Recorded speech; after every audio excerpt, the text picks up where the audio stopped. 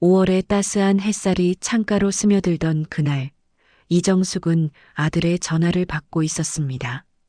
62살의 그녀는 남편을 떠나보낸 지 3년째 혼자 사는 것에 어느 정도 익숙해졌다고 생각했지만 여전히 저녁 시간이 되면 적막함이 밀려오곤 했어요.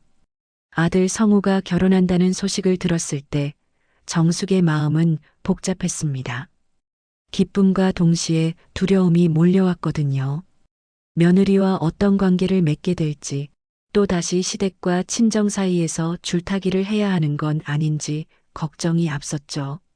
자신이 젊었을 때 시어머니와의 관계가 썩 좋지 않았던 기억이 선명하게 남아 있었기 때문입니다.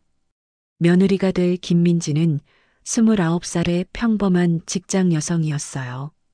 작은 회계사무소에서 일하며 성실하게 살아온 그녀에게 결혼은 새로운 도전이자 부담이었습니다. 특히 시어머니와의 관계는 가장 큰 걱정거리 중 하나였죠. 친구들로부터 시댁 식구들과의 관계가 얼마나 까다로운지 귀에 못이 박히도록 들어왔거든요. 첫 만남은 생각보다 좋았습니다. 정숙은 민지의 단정한 모습과 예의 바른 태도에 마음을 놓았고 민지 역시 정숙의 따뜻한 미소와 배려심에 안도했어요. 서로에게 좋은 인상을 남긴 그날, 둘 다 앞으로의 관계에 대해 희망을 품었습니다. 결혼식 준비 과정에서도 정숙은 최대한 민지의 의견을 존중하려 노력했어요. 전통적인 것을 고집하기보다는 젊은 부부가 원하는 방식으로 진행하도록 배려했죠.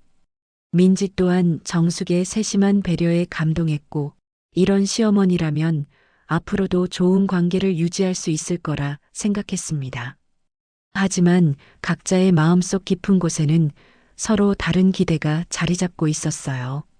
정숙은 오랜 외로움 끝에 진짜 가족 같은 관계를 꿈꾸고 있었고, 민지는 서로 적당한 거리를 유지하면서 존중하는 관계를 원했습니다.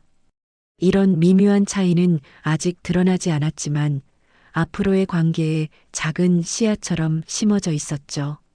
결혼 후 첫 달은 평온했습니다. 정숙은 신혼부부에게 간섭하지 않으려 애쓰며 연락을 자제했고 민지는 새로운 환경에 적응하느라 바빴어요. 하지만 두 번째 달이 되면서 상황이 조금씩 달라지기 시작했습니다. 정숙의 관심은 점점 구체적이 되었고 민지에게는 그것이 부담으로 다가오기 시작했거든요.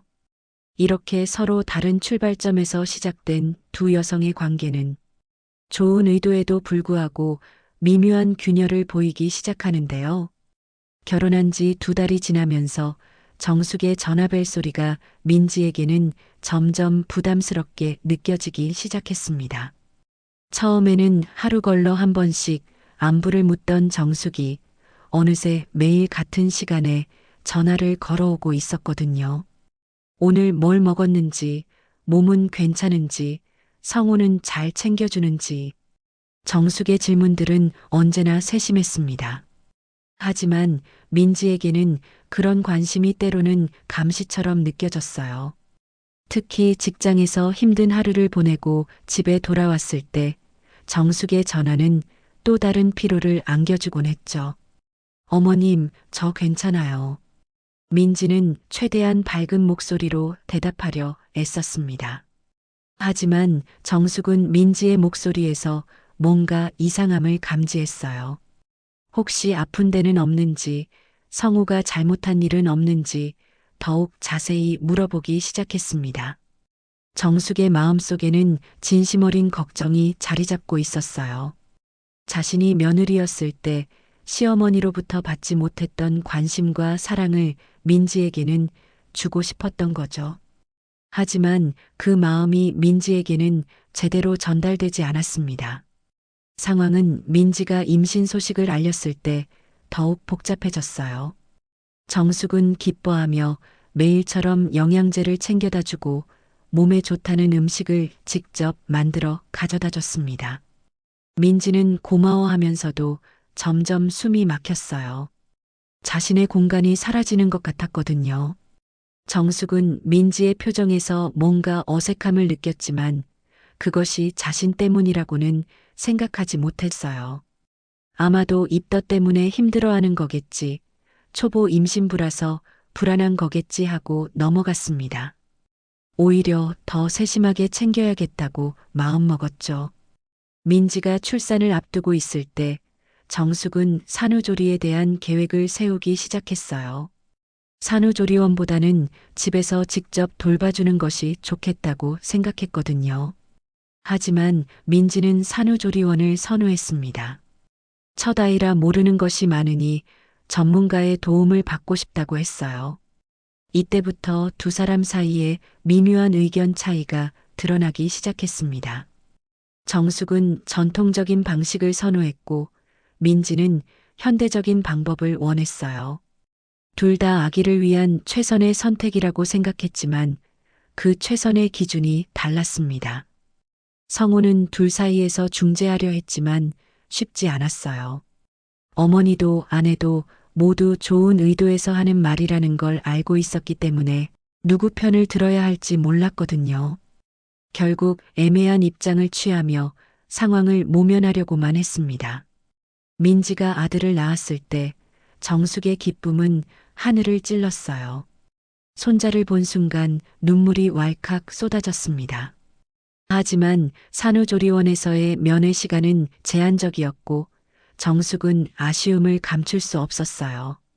매일같이 찾아가고 싶었지만 규칙상 그럴 수 없었죠. 이런 작은 차이들이 쌓여가면서 두 사람 사이에는 보이지 않는 벽이 생겨나기 시작하는데요. 산후조리원에서 나온 민지는 예상보다 훨씬 힘든 현실과 마주했습니다. 신생아 돌봄이라는 것이 이렇게 체력적으로, 정신적으로 소모적인 일인지 몰랐거든요. 밤낮이 바뀐 아기 때문에 제대로 잠을 잘 수 없었고 몸은 아직 회복되지 않은 상태였어요. 정숙은 민지가 힘들어하는 모습을 보며 더욱 적극적으로 도움을 주려고 했습니다. 아침 일찍부터 와서 집안일을 하고 아기를 돌봐주며 민지에게는 쉬라고 했어요. 하지만 민지에게는 그런 도움마저 부담스럽게 느껴졌습니다. 사실 정숙에게도 숨겨진 상처가 있었어요. 자신이 며느리였을 때를 떠올리면 지금도 가슴이 답답해졌거든요. 시어머니는 늘 차갑고 까다로웠습니다. 뭘 해도 마음에 들어하지 않았고 친정 식구들과 만나는 것조차 못마땅해 했죠. 그때의 외로움과 서러움이 아직도 마음 한구석에 남아 있었어요. 그래서 정숙은 민지에게만은 그런 서러움을 주고 싶지 않았습니다. 따뜻하고 이해심 많은 시어머니가 되고 싶었어요. 하지만 그 마음이 지나친 관심으로 표현되면서 민지를 오히려 숨막히게 만들고 있었던 거죠. 민지는 육아, 스트레스의 시댁과의 관계까지 신경 써야 하는 상황이 점점 버거워졌어요. 특히 정숙이 육아법에 대해 이런저런 조언을 할 때마다 혼란스러웠습니다. 인터넷에서 찾은 최신 육아 정보와 정숙의 경험담 사이에서 어떤 것을 따라야 할지 모르겠더라고요. 기저귀는 자주 갈아줘야 한다고 하는 정숙과 너무 자주 갈면 오히려 좋지 않다는 육아서의 내용 사이에서 민지는 갈등했어요. 모유 수유에 대해서도 마찬가지였습니다. 정숙은 분유를 섞어 먹이는 것을 권했지만 민지는 완전 모유 수유를 하고 싶었거든요. 이런 작은 차이들이 쌓이면서 민지는 점점 지쳐갔습니다. 육아만으로도 힘든데 시어머니의 눈치까지 봐야 하는 상황이 답답했어요. 하지만 정숙의 선의를 알고 있기 때문에 함부로 불만을 표현할 수도 없었죠. 정숙 역시 민지의 변화를 감지하고 있었어요. 예전보다 말이 줄어들고 표정도 어두워진 것 같았거든요. 혹시 자신이 뭔가 잘못했나 싶어 더욱 조심스러워졌습니다. 그런데 그 조심스러움이 오히려 어색함을 만들어냈어요. 민지가 육아휴직을 끝내고 복직 준비를 시작했을 때 정숙은 당황스러웠습니다. 아기가 아직 어린데 벌써 직장에 나간다는 게 이해가 안 됐거든요. 자신이 젊었을 때는 아이가 돌이 될 때까지는 엄마가 직접 키우는 게 당연하다고 생각했으니까요. 그렇다고 해서 민지의 결정을 막을 수는 없었어요. 대신 아기를 돌봐주겠다고 제안했습니다. 어린이집보다는 할머니가 직접 돌보는 게 낫지 않겠냐고 했죠. 하지만 민지는 정중히 거절했어요. 전문적인 보육 환경이 아기에게 더 좋을 것 같다고 했습니다. 이때 정숙은 처음으로 섭섭함을 느꼈어요. 자신의 선의가 제대로 받아들여지지 않는다는 생각이 들었거든요. 민지 역시 정숙의 표정에서 서운함을 읽었지만 어떻게 설명해야 할지 몰랐습니다. 서로의 마음이 점점 엇갈려가고 있었던 거예요. 이렇게 각자의 상처와 기대가 충돌하면서 두 사람 사이의 거리는 조금씩 벌어져 가는데요. 민지가 직장에 복귀한 지 한 달이 지났을 무렵 예상했던 것보다 훨씬 힘든 현실이 그녀를 기다리고 있었습니다. 워킹맘이라는 것이 단순히 일과 육아를 병행하는 수준이 아니었거든요. 아침 일찍 아기를 어린이집에 맡기고 출근해서 하루 종일 일한 후 저녁에는 다시 아기를 데리러 가야 했어요. 회사에서는 육아휴직으로 인한 업무 공백을 메워야 했고 동료들과의 관계도 다시 정립해야 했습니다. 그동안 바뀐 업무 시스템에 적응하느라 매일이 전쟁 같았어요. 집에 돌아오면 아기 돌봄과 집안일이 기다리고 있었고 제대로 쉴 틈이 없었죠. 민지는 점점 예민해졌습니다. 작은 일에도 짜증이 났고 성호에게 화를 내는 일도 잦아졌어요. 자신도 이런 모습이 싫었지만 도저히 감정을 조절할 수가 없었거든요. 혹시 산후우울증이 아닐까 하는 생각도 들었지만 병원에 갈 시간조차 없었습니다. 한편 정숙은 자신만의 고민을 안고 있었어요. 최근 들어 자꾸 갈증이 나고 소변을 자주 보게 되더라고요. 체중도 이유 없이 빠지고 있었습니다. 불안한 마음에 병원을 찾아갔더니 의사는 당뇨병이라는 진단을 내렸어요. 혈당 수치가 꽤 높은 편이라 당장 약물 치료를 시작해야 한다고 했습니다. 식단 관리도 철저히 해야 하고 규칙적인 운동도 병행해야 한다고 했어요. 정숙에게는 청천벽력 같은 소식이었죠. 아직 62살밖에 안 됐는데 벌써 당뇨병이라니. 하지만 정숙은 이 사실을 가족들에게 알리지 않았어요. 성우와 민지가 아기 때문에 바쁜데 자신의 병 때문에 걱정을 끼치고 싶지 않았거든요. 대신 혼자서 조용히 병원에 다니며 치료를 받기 시작했습니다. 병이 생기고 나니 정숙은 더욱 외로움을 느꼈어요. 남편이 살아있을 때는 이런 일이 있으면 함께 이야기할 수 있었는데 이제는 모든 걸 혼자 감당해야 했거든요. 가끔 성호에게 전화를 걸어 대화라도 나누고 싶었지만 아기 울음소리가 들리면 미안해서 금방 끊어버리곤 했어요. 민지는 정숙이 예전보다 연락을 덜 한다는 걸 느꼈지만 오히려 다행이라고 생각했습니다. 그동안 부담스러웠던 관심이 줄어들어서 숨통이 트이는 것 같았거든요. 하지만 정숙의 목소리가 예전보다 힘이 없다는 건 눈치채지 못했어요. 성우는 두 여성 사이에서 여전히 애매한 위치에 있었습니다. 아내가 힘들어한다는 것도 알고 어머니가 외로워한다는 것도 알고 있었어요. 하지만 어떻게 해야 할지 모르겠더라고요. 직장에서도 승진을 앞두고 있어서 업무가 바빴고 집에서는 육아를 도와야 했거든요. 어느 날 민지가 아기를 데리고 병원에 갔을 때 우연히 정숙을 만났어요. 정숙은 당뇨병 진료를 받고 나오는 길이었는데 민지를 보고 당황했습니다. 민지는 정숙에게 왜 병원에 왔는지 물어봤지만 정숙은 그냥 건강검진을 받으러 왔다고 둘러댔어요. 민지도 정숙의 표정이 어두워 보인다는 걸 느꼈지만 자신도 아기 예방접종 때문에 바빠서 자세히 묻지 못했습니다. 그냥 서로 안부 인사만 하고 헤어졌죠. 나중에 생각해보니 뭔가 이상했지만 그때는 그런 생각을 할 여유가 없었어요. 이렇게 서로의 진짜 상황을 모른 채 두 사람은 각자의 고통을 혼자 견뎌나가고 있었는데요. 복직한 지 석 달째, 민지는 완전히 지쳐버렸어요. 매일 반복되는 일상이 마라톤처럼 느껴졌습니다.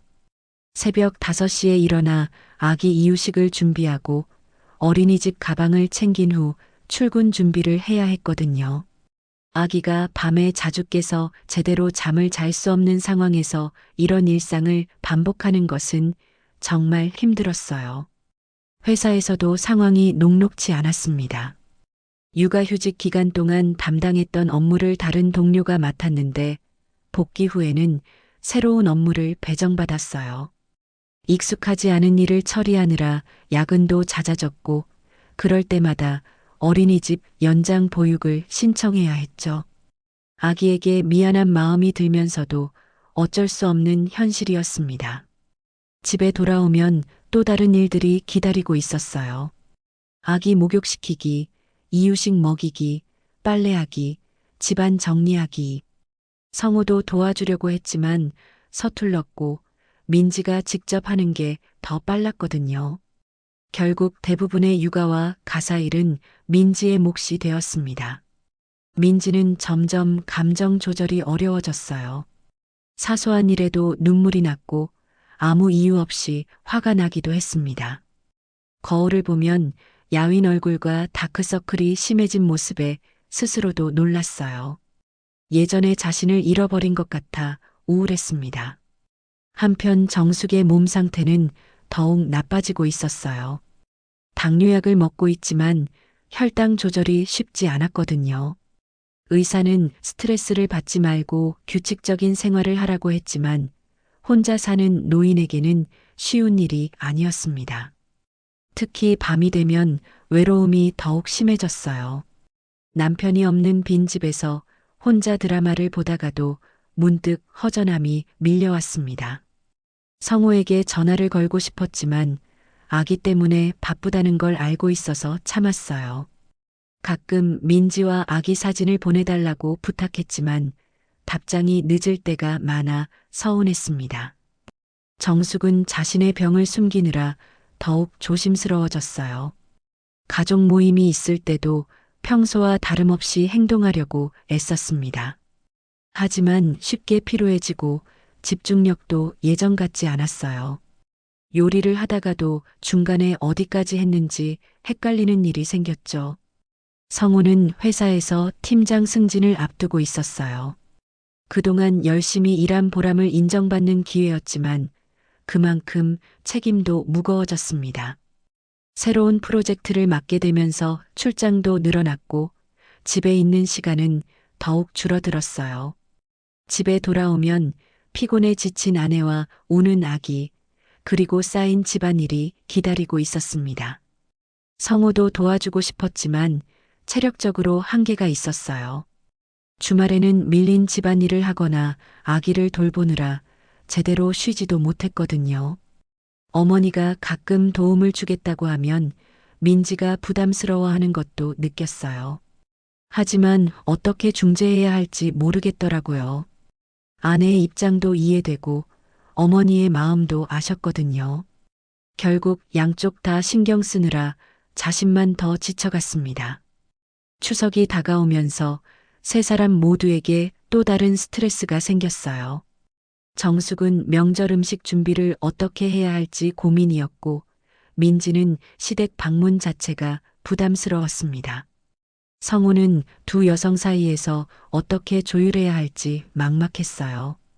명절 준비를 둘러싸고 미묘한 신경전이 시작되려는 찰나 세 사람 모두 자신의 한계에 다다르고 있었는데요. 추석을 일주일 앞둔 어느 날 정숙은 혼자 앉아 명절 준비 목록을 적고 있었습니다. 전, 나물, 갈비찜, 송편까지 예년보다 줄여도 해야 할 일이 산더미였어요. 하지만 몸이 예전 같지 않았습니다. 조금만 움직여도 숨이 차고 집중력도 떨어졌거든요. 혈당 수치가 불안정해서 며칠 전부터 어지럼증까지 생겼어요. 의사는 무리하지 말라고 했지만 명절을 앞두고 어떻게 가만히 있을 수 있겠어요. 성훈의 가족이 오는데 빈손으로 맞을 수는 없잖아요. 정숙은 억지로 몸을 일으켜 장을 보러 나갔습니다. 마트에서 장을 보는 동안에도 계속 마음이 무거웠어요. 민지가 명절 준비를 도와준다고 했지만 사실 기대하지 않고 있었거든요. 그동안의 경험상 민지는 바쁘다는 핑계로 마지막에 나타나곤 했으니까요. 결국 자신이 혼자 다 해야 한다는 생각에 한숨만 나왔습니다. 민지는 추석 연휴가 다가오는 게 두려웠어요.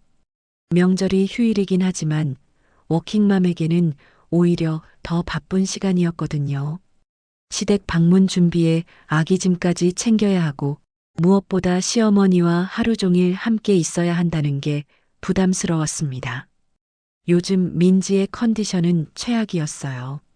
아기가 밤에 자주 깨서 수면 부족이 심각했고 회사에서는 추석 전에 마무리해야 할 업무들이 쌓여 있었거든요. 매일 야근을 하다 보니 집에 돌아오면 녹초가 되어 쓰러지듯 잠들곤 했어요. 성호에게 짜증을 내는 일도 잦아졌습니다. 남편이 육아를 도와준다고 하지만 정작 중요한 순간에는 회사 일 때문에 없는 경우가 많았거든요. 어제도 아기가 열이 나서 병원에 가야 하는데 성호는 중요한 회의가 있다며 못 간다고 했어요. 결국 민지 혼자 아기를 데리고 병원에 다녀왔죠. 명절 때 시댁에서 어떤 일을 해야 하는지도 부담스러웠어요. 제사 준비는 물론이고 친척들 앞에서 완벽한 며느리 역할을 해야 한다는 압박감이 컸거든요. 특히 시어머니가 몸이 안 좋아 보이는데 자신이 더 적극적으로 나서야 하는 건 아닌지 고민이었습니다. 성우는 두 여성 사이에서 점점 더 어려운 상황에 처하고 있었어요. 어머니는 명절 준비로 스트레스 받고 있는 것 같고 아내는 추석 자체를 부담스러워하고 있었거든요. 양쪽 모두 자신에게 뭔가를 바라는 것 같았지만 구체적으로 뭘 해야 할지 모르겠더라고요. 회사에서도 승진 발표를 앞두고 있어서 신경이 곤두서 있었어요. 팀장이 되면 더 바빠질 텐데 그러면 가족을 돌볼 시간은 더욱 줄어들 거예요. 이미 지금도 아내와 아기에게 미안한 마음뿐인데 앞으로는 어떻게 해야 할지 막막했습니다. 추석 이틀 전 정숙은 몸이 너무 안 좋아서 결국 민지에게 전화를 걸었어요.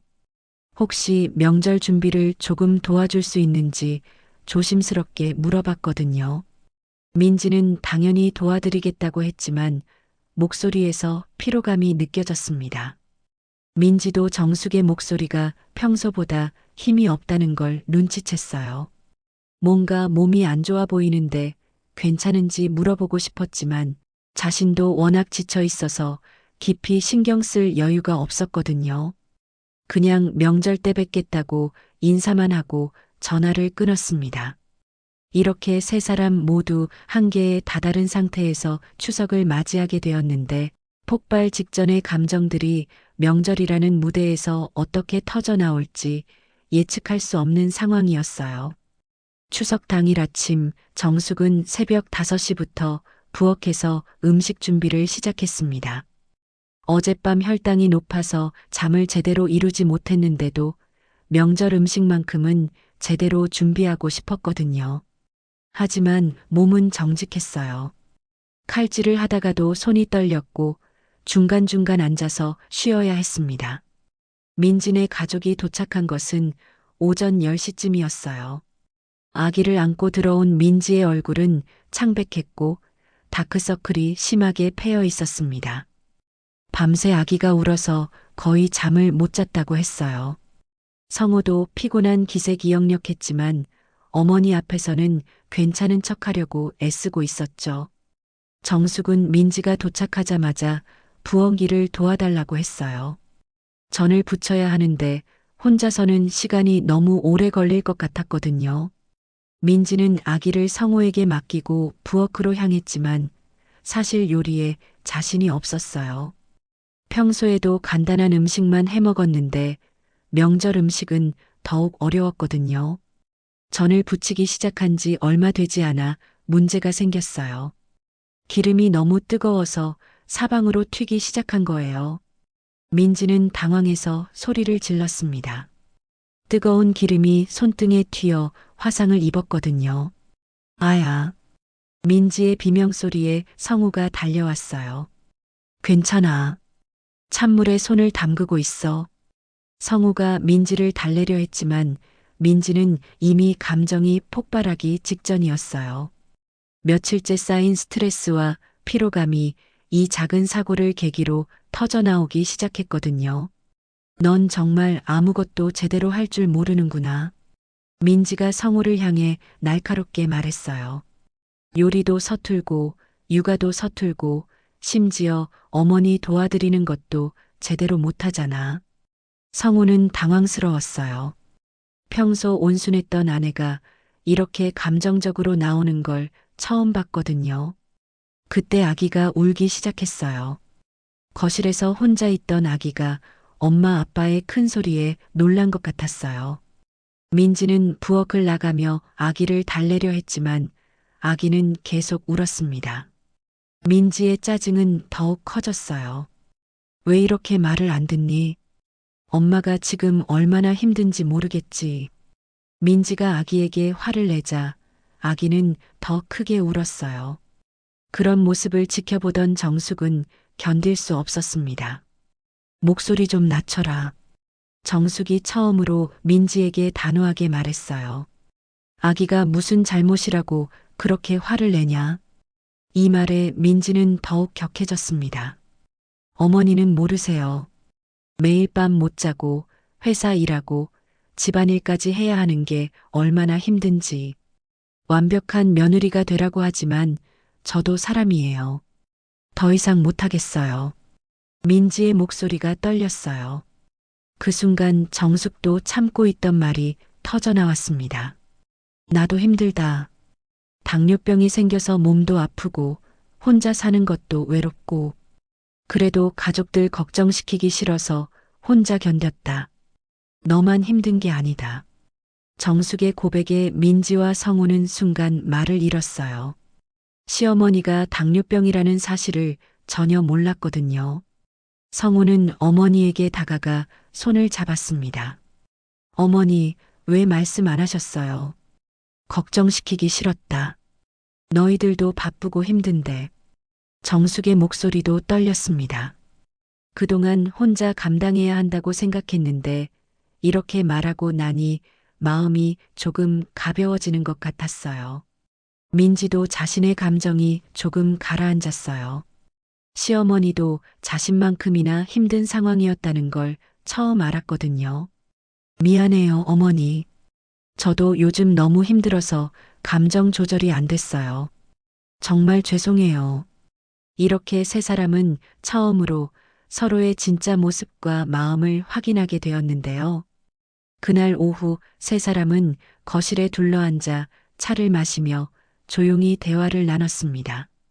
아침에 있었던 일로 인해 명절 분위기는 많이 가라앉았지만 오히려 진솔한 대화를 할 수 있는 기회가 되었어요.